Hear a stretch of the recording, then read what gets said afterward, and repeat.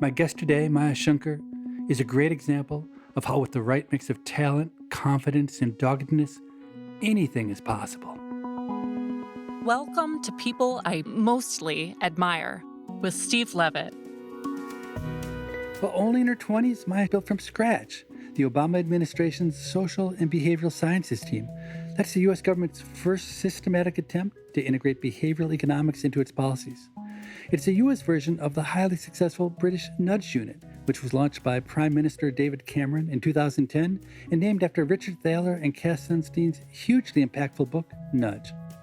She also served as the first behavioral science advisor to the United Nations and, more recently, as a global director of behavioral sciences at Google. Still only in her early 30s, Maya might be the youngest guest I've had so far on this podcast, and I'm guessing she will bring a big dose of youthful enthusiasm.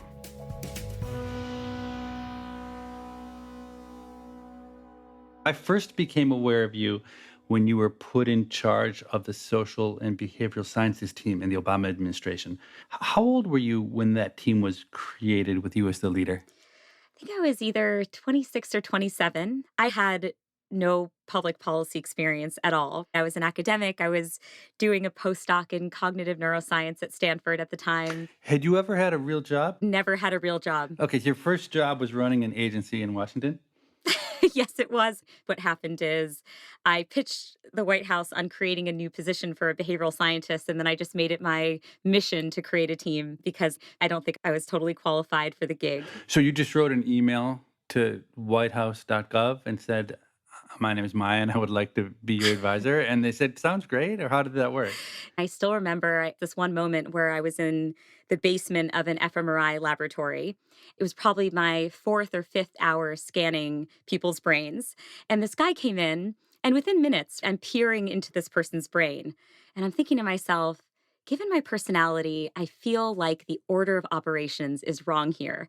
I don't know whether this person has children, what his job is, what his favorite ice cream flavor is. I quickly realized that maybe scanning people's brains was not exactly the right choice for me, and that I wanted to do something that was a bit more social, working on teams. And so I ended up chatting with my undergraduate advisor, Laurie Santos. I'm sure you're familiar with her. She has this great Sure. podcast called The Happiness Lab. And she was my mentor starting from the time that I was a freshman.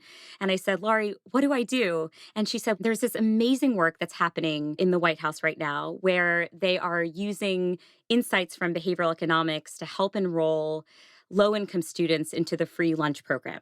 The government offers this amazing program for kids to be able to eat at school, but millions of kids were still going hungry because the form was really burdensome and there was a stigma associated with signing your kid up for a public benefits program. The government used the power of defaults, and they basically used existing administrative data on these kids to automatically enroll them in the school lunch program.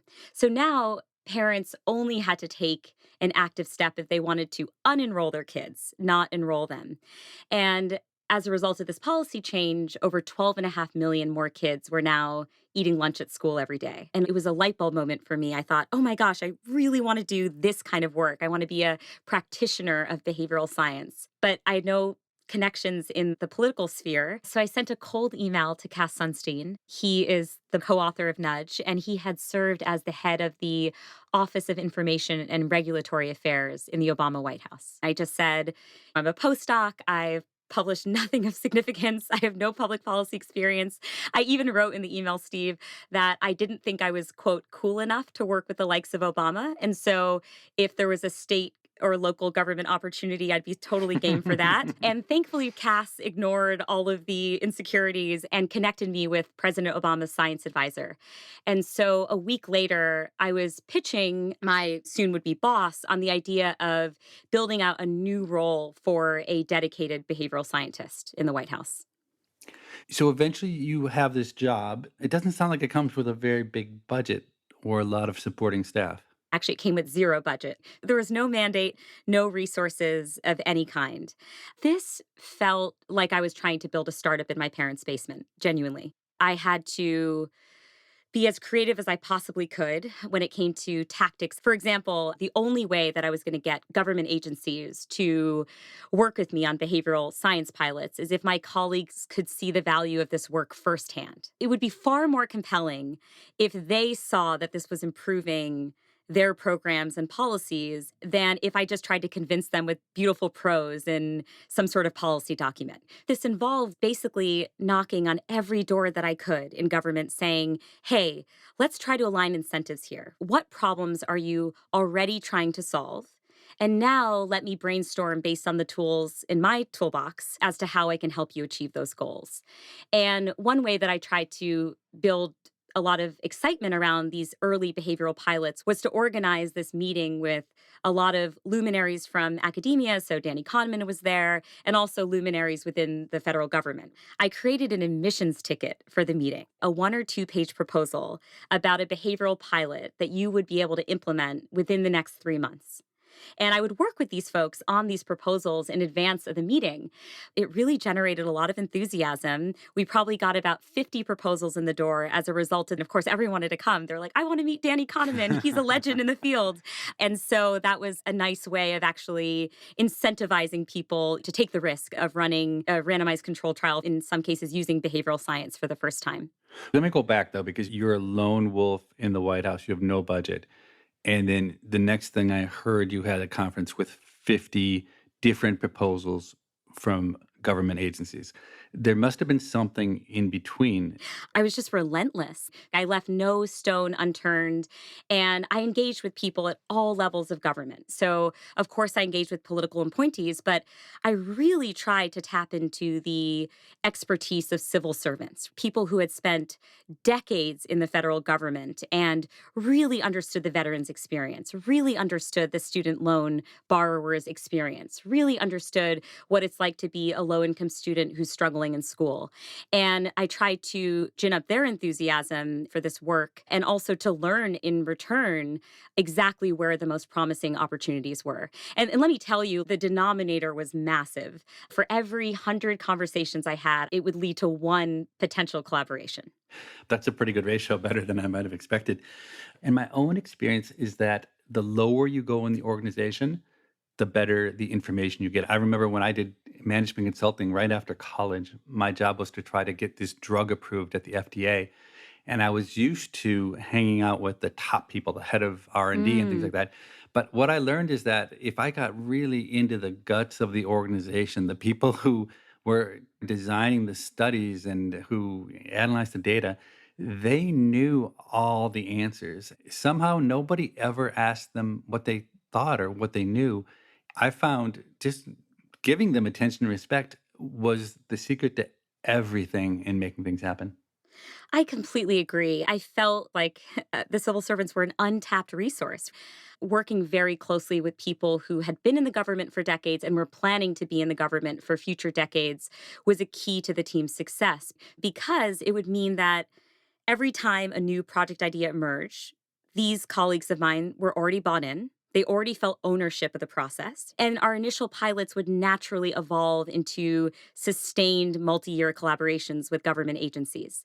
In my mind, I'm seeing an army of civil servants lining up behind you, excited to change things, excited to do the hard work it would take to make the programs really great.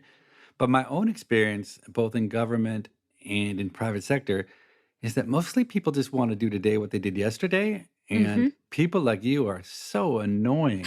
But when people like you come around with enthusiasm and really want to change things, it just makes life hard. Did you run into a lot of that resistance? Oh my gosh, all the time. I remember sending an email to the Department of Education in 2014 proposing an idea. And they wrote back saying, yeah, absolutely. We can try this in 2017 when our contract renews. Okay. Oftentimes, there's very little upside for a government employee to take risks in their job. For example, maybe it's revealed through our randomized control trial that their program isn't as effective as they think. And like you said, it can be annoying to be the one saying, hey, try this new thing, try this new thing. I would basically go to the annual budgets, figure out what agencies were already being tasked with or were already deciding they wanted to accomplish, and then working with secretaries, people at all levels of government to try to figure out how insights from our field could help them achieve those existing goals.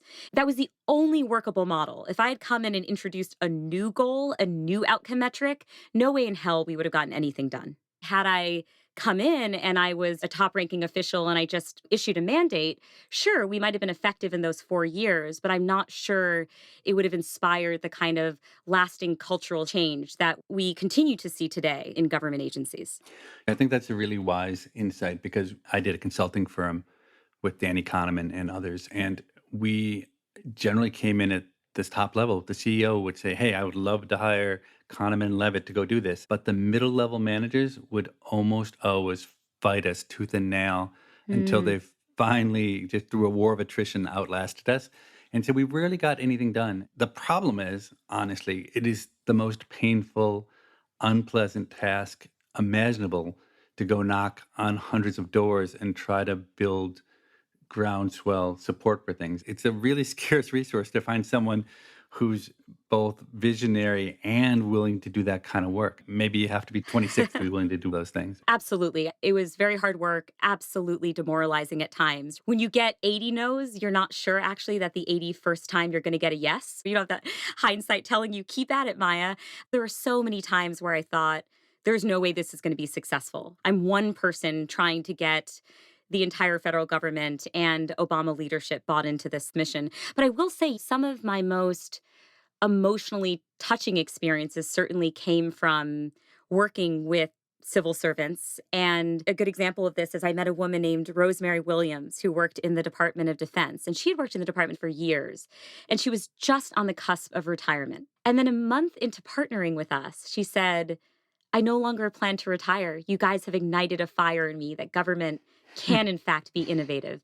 And she started taking executive education classes. I mean, we saw that happen so many times where people were so excited about behavioral science and it led them to new career paths. And another example of this, I remember working with a team at the Department of Veterans Affairs.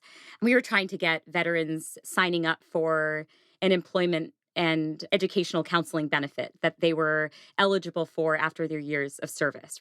But very few veterans were signing up. And so we were working with the VA. They said, look, we basically have no budget. Fine, we're okay working with you, but you can only change this one email. Instead of telling vets that they were eligible for the program, we simply reminded them that they had earned it through their years of service. So this is a play on the endowment effect. We might value things more if we own them or feel we have earned them. And that led to a 9% increase in access to the benefit. Now, that was a fun result, but actually the true victory was getting the VA to run the first A/B test it had ever run. They threw a pizza party when they got their early results, and it was so exciting and energizing for this community to now have built the technological apparatus that would let them use randomized control trials in the future.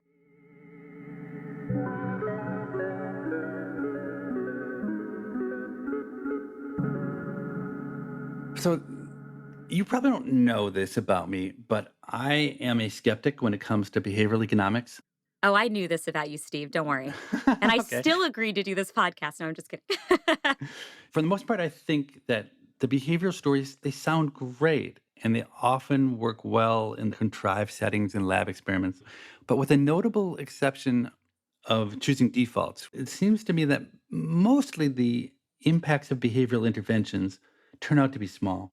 First of all, I absolutely agree with you. I think your skepticism is well founded. It's a humbling space to work in the application of behavioral science because fundamentally, behavioral economics isn't that powerful in a lot of contexts. So, our focus was working on lifting barriers for people who wanted to sign up for a program or take a specific action, but weren't doing so because they didn't have access to clear information or they were deterred by small frictions or features of the program. When you went to Washington, were you as aware of the limitations in behavioral science, or did you learn along the way how hard it was to make change? I think I was certainly aware of some limitations, certainly that a lot of the effect sizes might be small, especially because in that first year I was in, quote, proof of concept mode. We had all these grand ambitions of serious program change. You're actually changing incentives, you're changing the structure of choices, you're changing the default design of the policy. But that was all only going to come after I built a strong business case for why the team ought to exist in the first place. And all of that work fell much more in the domain of small tweaks. But of course, many of those effects are modest. That said, if the government were to adopt at scale many of these behavioral insights and you aggregate all of those smaller results, that can mean millions of people who now have access to a benefit who didn't previously. And so the scale of the government is what buoyed my enthusiasm, because even when you'd see a 3% increase in something, you would also know that was 80,000 veterans, for example. Yeah, the scale is a huge, powerful factor. I run a little center here at the University of Chicago called RISC. And what we've ended up doing over and over is partnering with usually really big firms, Hmm. because even if we can make only a little impact, if we're working with a firm that touches 50 million people, we have a lot bigger impact than we would have if we tootle along on our own. So, could you just give us examples of the big wins you had and what was the value of them? So when I was first conceiving the team, the vision of the behavioral sciences team that I'd had was to help actually make the programs themselves easier to access, or change the way the programs were administered or structured, so that instead of helping people navigate complicated choices, you actually just make the choices simpler, or you offer better choices. One example of this was with the Department of Defense. The Department of Defense was really eager to drive military enrollment in the government's retirement savings plan. But unlike their civilian counterparts, they were not automatically enrolled into these plans. You'd see roughly 87% enrollment among civilian government employees, but you'd only see about 42% among military service members.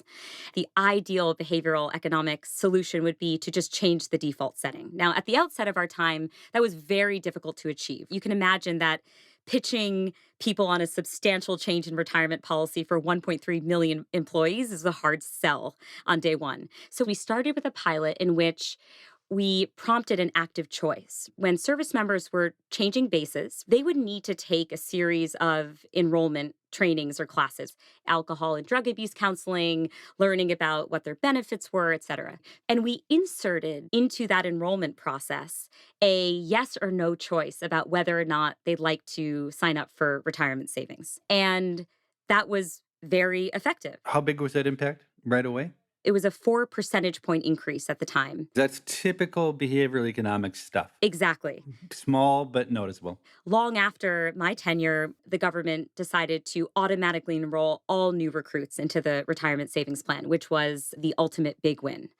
I think the small pilots can help inspire big cultural change or help build support for an argument that's already underway. So what's interesting about that to me is the story you just told transcended the Obama administration. And Hmm. I would have suspected that every trace of anything you did got wiped clean from the government the day the Trump administration took over. Doesn't sound like that's true. No, that's not true. My boss, Tom Khalil, he had worked in the Clinton administration for 8 years. He had left for Bush and then he came back for Obama. And he said to me, when Bush came into office, it was as though I had spent the last 8 years building this elaborate sandcastle at the beach. And then one big wave came and crashed it, like basically destroyed the whole apparatus. And so his advice to me was, you need to make sure that whatever it is you do outlives your personal tenure at the White House. Bake this work into more nonpartisan parts of government that will be committed to using behavioral science, even if there's not a Democrat in the White House. So Obama did sign an executive order in 2015, which institutionalized the team that I built and issued a mandate to government agencies to apply behavioral insights to policy. Now, that executive order persisted during the Trump administration and continues to exist today. But I made sure not to build this team in the White House. And that's because I knew it would be far more transient. So instead, I found a nonpartisan part of government called the General Services Administration. And we actually built the team there. So that team actually persisted during Trump.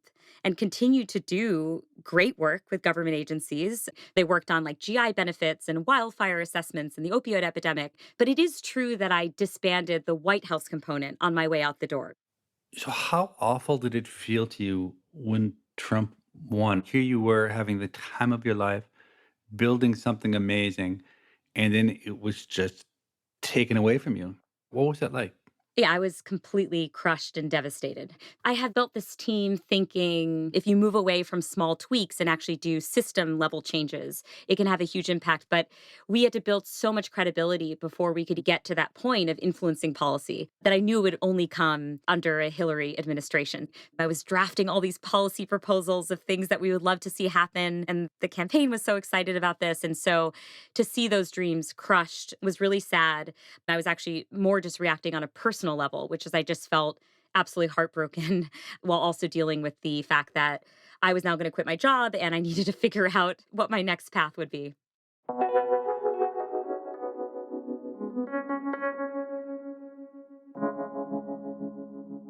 I'm surprised the Biden administration hasn't already reinstated a behavioral sciences team. Would you go back to DC if they offered you the job? I don't think I would go back. One, because I'm very happy with the work I'm doing right now. And I also think the team would benefit from fresh ideas and fresh blood and a new vision for what behavioral science could look like in the context of the Biden administration. Certainly, all the documents are in place. But one thing I learned when I was in the government is executive orders don't always self execute. 2 years into my tenure, we're briefing President Obama in the Oval, and he ends up signing this executive order. And I remember very naively thinking, oh my gosh, this is it. Life is going to be so much easier Mhm. after this change. But actually, no. Certainly, it was easier to now point to a document that had Barack Obama's name on it versus Maya Shankar's name on it. But did we still have to work just as hard to try and convince our agency partners to take on these pilots amidst so many competing demands and constraints and risk assessments? Absolutely. So I think reinstating this team will require finding and making an active effort to recruit people whose sole job is to translate insights from behavioral science to policy. Otherwise, I just don't know if enough activity will happen. It's interesting to me how differently the UK and the US governments approach behavioral economics. In the UK, it was a central part of what Prime Minister David Cameron was trying to do politically. It was high profile, lots of staff and support. And in the US, you had to send an email, a cold email to the White House to get hired. Are you surprised by that difference? I kept pointing to the successes of the UK Nudge Unit, but of course, every country is like, oh, but we're different. The Behavioral Insights team invited me to 10 Downing and to visit their group early on in my tenure at the White House. And I remember thinking, oh man, this is so lovely. Everyone seems like they're on board with this. And then I came back to my home environment and I just felt like every barrier was sitting in front of me. There were so many times, Steve, where we would have worked on a project for 8 months, 12 months, 2 years, and something would happen, either politically or due to the budget, or someone left, and the whole project would be canned. The failure rate was so high all the time. In order to build trust and transparency with the American people, we made sure that in every policy report, we shared all the pilots that worked, that were successful and had positive results, but we also shared all the pilots we ran that had null results or negative results because we wanted to make sure that people were aware of all the activity. I wish we'd also shared how many failed attempts we had to change things. Forget about the ones that don't work, but the 90% of the time and effort that goes into things that never even launch, that's invisible to everyone. Maybe it would be counterproductive. My thought is, well, it'd be useful to show people how many failures there are. But I actually think maybe the discouragement effect would be so great that all the people like you who are doing this inspirational work, if they knew how hard it would be in the beginning, I bet a lot of them wouldn't even begin launching off in that direction. So maybe keep those failures secret. I think you're right. I think this can just be your and my little secret, okay?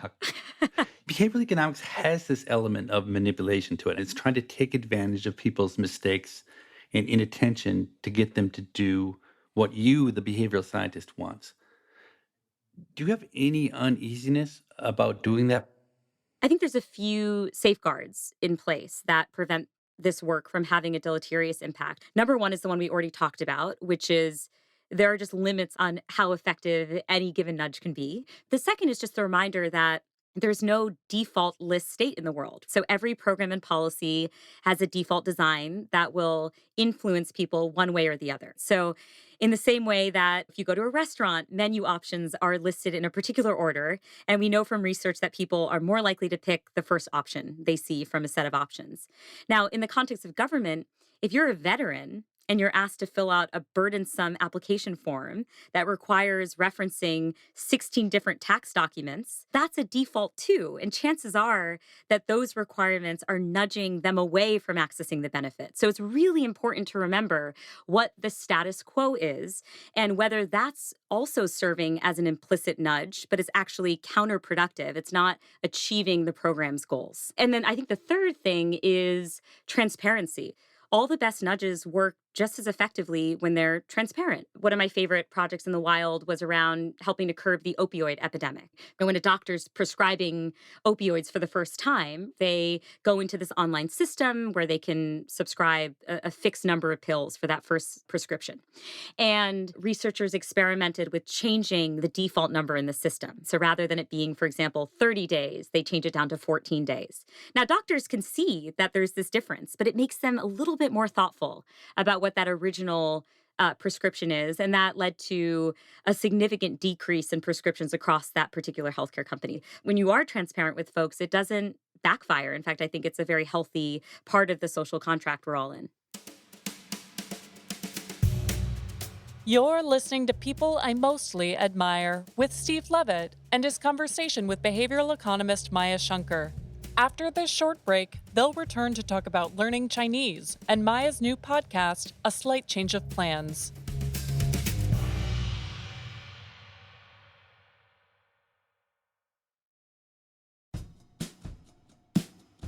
Today's listener question comes from Elkin Cruz, and Elkin writes, "Hi, Steve. Aren't you afraid of survivorship bias? You keep asking successful people for advice when maybe they're not even capable of comprehending what made them get where they are. What about all of those who did the same as them, but still never succeeded?"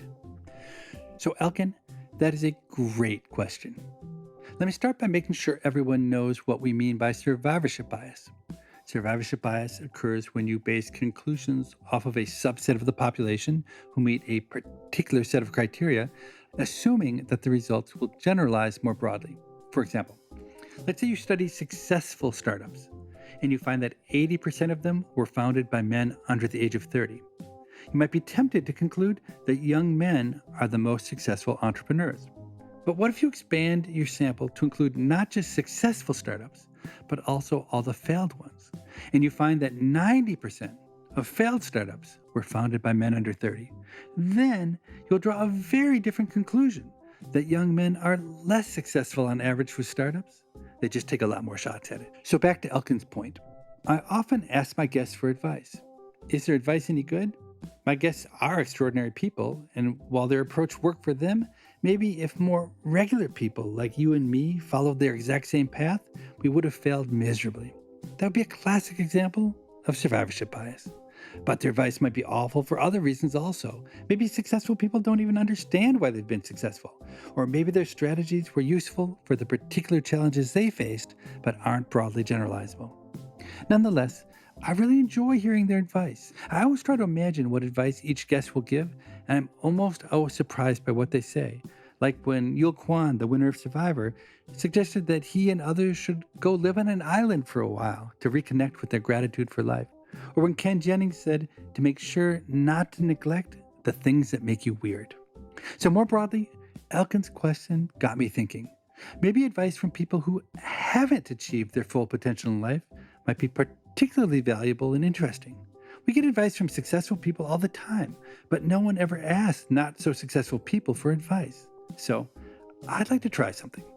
If you are listening to this and you feel like you are someone for whom things didn't turn out nearly as well as they should have, your talent was squandered or unappreciated, then write me with your answer to the question, what advice would you give to a young person trying to find their place in the world? I will do my best to pull together the answers I receive and report back what I hear. So send me your advice. The address is pima@freakonomics.com. That's PIMA at freakonomics.com. And now back to my conversation with Maya Shankar.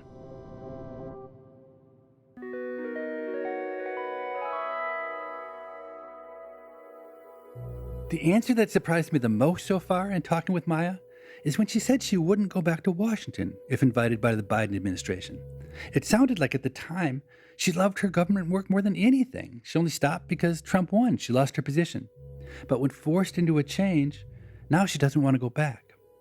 Interestingly, the only other big change I know of that Maya has experienced in her life was when she was forced to abandon a promising career as a concert violinist due to a hand injury.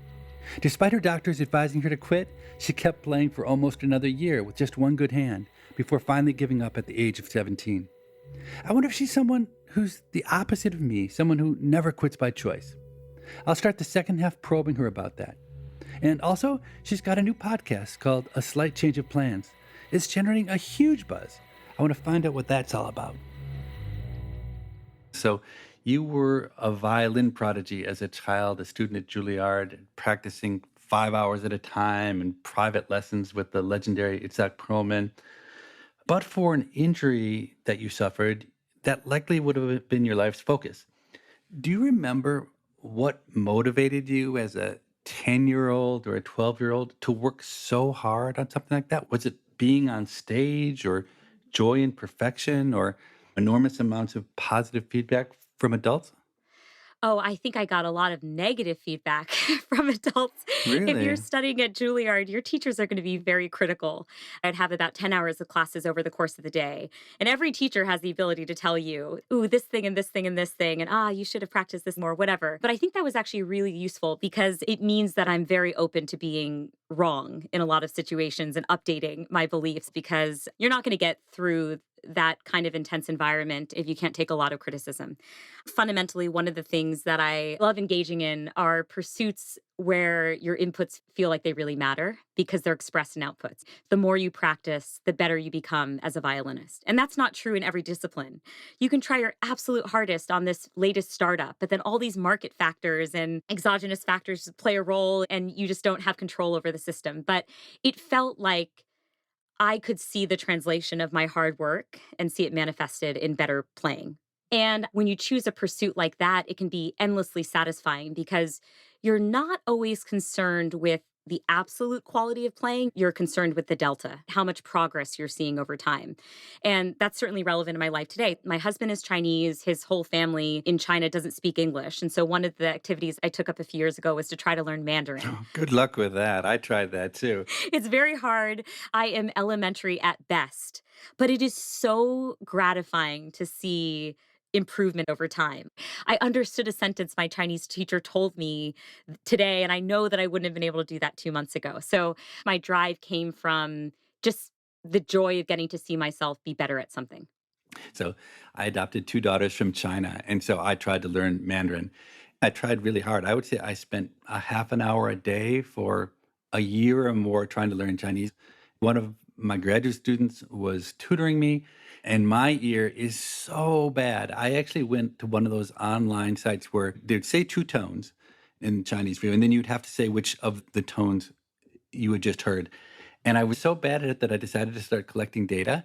And it turned out that I literally could have guessed I was no better than chance. I love that. And I found that very discouraging. That really hurt my progress. Have you tried with your Chinese relatives? Because after all that practice, I went to China and I neither understood a single word that anyone said to me or had a single word I said understood. Yeah, so I think in general, I suck at learning foreign languages. I just don't pick things up effortlessly. But Chinese does actually play to my comparative advantage, which is I have a finely tuned ear from my violin days. I would say that my ability to speak is far outpacing my ability to comprehend. So I did go with my husband to China. It was our post wedding trip. And all these relatives were meeting me for the first time. And I was able to produce language and they were able to understand it. But one thing I was struck by were all the regional differences in accents when speaking the language. So I felt completely demoralized after the trip. After I adopted my first daughter from China, I literally did not practice Chinese for 1 minute for the next 3 or 4 years until I adopted my second daughter. Hmm. And on the plane to China, I just memorized and practiced really hard 4 sentences. I'm American. Hmm. This is my daughter. I adopted her from the orphanage, and then I had my father with me, and then this is her grandfather. And I really worked to pronounce them well. So every conversation I had in China, I started with my first sentence.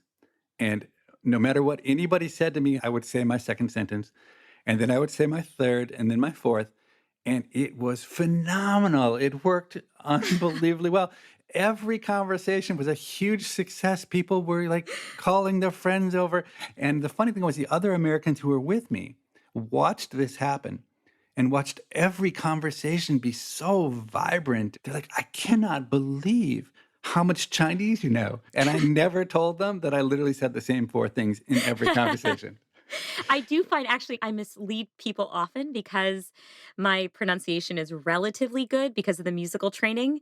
I'll say a few things and then they assume that I must have some degree of Yeah. proficiency or fluency. And I'm like, no, there's a cap on how much I know here.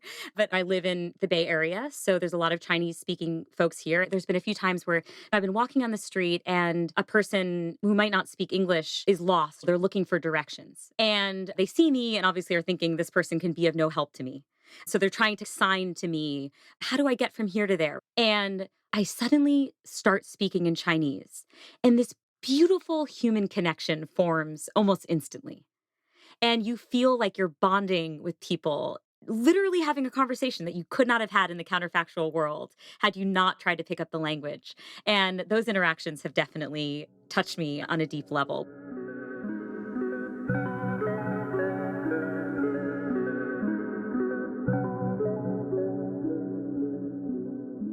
So in the White House and at Google, your job was to change other people's behavior. And in your new podcast, A Slight Change of Plans, it's all about how people respond to life changes. Danny Kahneman always told me that people study things that they themselves personally are really bad at. So is Danny right? Are you bad at change? I think I am bad at change. That was probably my big motivation for launching A Slight Change of Plans. In 2020, I was feeling quite overwhelmed by the rapid pace of change around me. I think many people were feeling that and that you just don't have control. I thought, okay, maybe the specifics of what 2020 is throwing our way are unprecedented, but the human ability to navigate change is not. And it's possible that we recruit a very similar type of psychology when we confront various types of change. And so, if we can mine people's stories, we can potentially learn some very valuable things that we can use in our own life. So what kinds of things do you think we can learn from change? I think in my own life, obviously, I had a very privileged form of change, which was simply that I was this budding concert violinist and I couldn't play the violin anymore. But it did lead me as a 15-year-old to realize, because you don't really think about these concepts when you're a kid necessarily. At least in my case, I just let my life unfold. And I think it taught me this control thing is a bit of an illusion. I am the personality type that loves having control, but it takes a while to fully appreciate that. You have to have a few more experiences with change and unexpected change and unwanted change, I think, for it to really drill in. There's this concept in psychology called identity foreclosure. It basically refers to the idea that we can settle into a self identity early on and close ourselves off to other alternatives. To your point earlier, I think this is one of the reasons why we as people have a really hard time quitting things and knowing when it's time to move on to the next chapter. I think the fact that I lost the violin at an early age forced me as a child to think of my identity as more malleable. That served me well as I've gotten older because it means that I attach my identity less to the thing that I'm doing at that particular moment of time and instead attach it to a broader cluster of personality traits and the friends that I have and the activities that I enjoy in life and what my mindset is or my beliefs about things. I don't know if you've had this experience too, where you figure out what does it really mean for me to have a certain identity as a person? And maybe I am just the aggregate of all the things that I think and do. I think it's such a risky strategy to put all your identity eggs in one basket. A good example, my son was a world-class fencer as a high school student. And probably I had as much identity wrapped around that as he did. It was so much fun. We shared so much time with it. and then he hurt his knee. And even Mm. though it was fencing and he was 14 years old at the time, and who cared? It was a devastating loss to me. I just imagine what it's like for the parents of a professional basketball player or a college football player to suffer such a devastating injury. And it was interesting because I hadn't really even understood that about myself, how much enjoyment and identity I really got from being not even the world class fencer, but the father of a world class fencer, which is like incredibly pathetic. But it was eye opening.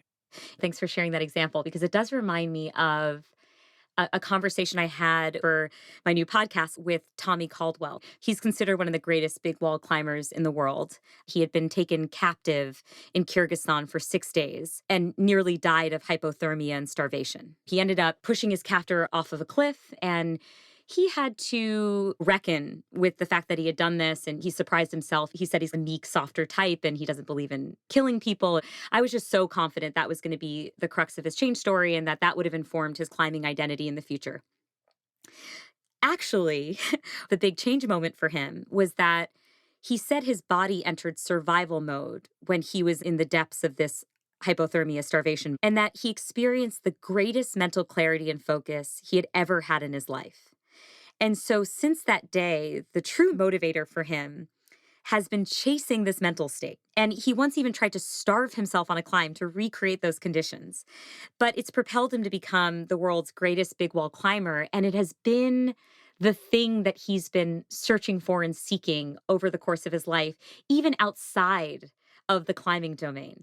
After I had this interview, I thought to myself, Tommy Caldwell is the type of guy who seeks genuine flow states. Climbing is the secondary thing in his life. That's just as a means to an end. But that's actually the thing that's very core to his identity and that he can achieve in a bunch of different disciplines or domains.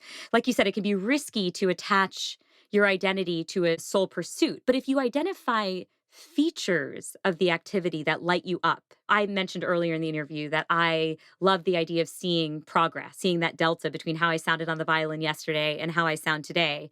And if you can identify those features, then you can find them in many spaces in your life. And that I think can lead to a sturdier identity. Have you tried playing violin again since your injury, or did you just permanently retire? I haven't played the violin for what feels like ages at this point. And then my producer said, "Hey, Maya, what if you played the violin for the soundtrack of the podcast?" I was thinking, oh my gosh, I don't know if I can do this, but I called up my parents. They were going to be flying out here to see us after they got their vaccines. And I said, "Hey, Pops, do you mind just bringing my violin with you?" And I opened it up and it was amazing to me. It is a little bit like riding a bike. I lost so much of my technique, but the fundamentals were still there.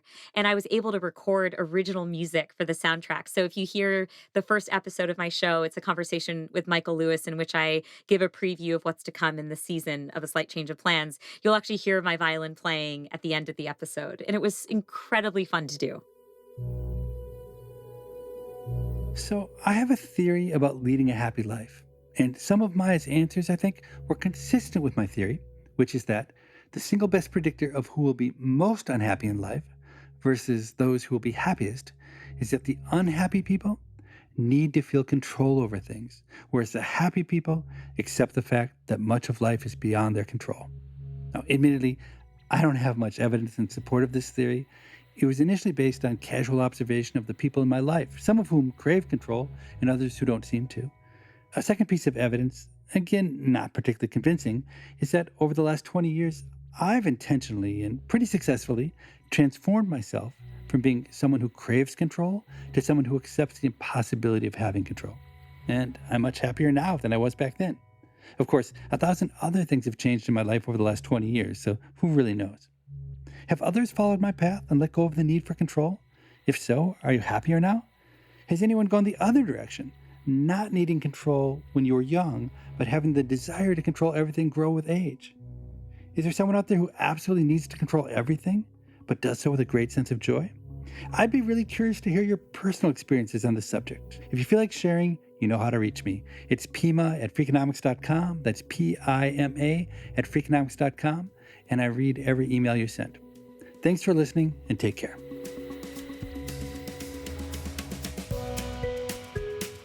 People I Mostly Admire is part of the Freakonomics Radio Network, which also includes Freakonomics Radio, No Stupid Questions, and the Freakonomics Radio Book Club. This show is produced by Freakonomics Radio and Stitcher. Morgan Levy is our producer. Dan DeZula and Greg Rippin were the engineers on this episode. Our staff also includes Allison Craiglow, Joel Meyer, Trisha Bobita, Zach Lipinski, Mary DeDuke, Brent Katz, Rebecca Lee Douglas, Emma Terrell, Lyric Bowditch, Jasmine Klinger, and Jacob Clementi. All of the music you heard on this show was composed by Luis Guerra. To listen ad-free, subscribe to Stitcher Premium. Thanks for listening.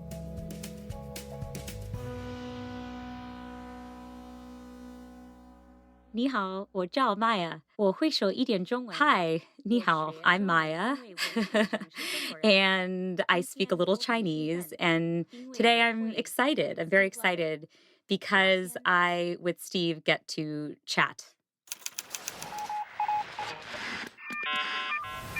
The Freakonomics Radio Network. Stitcher.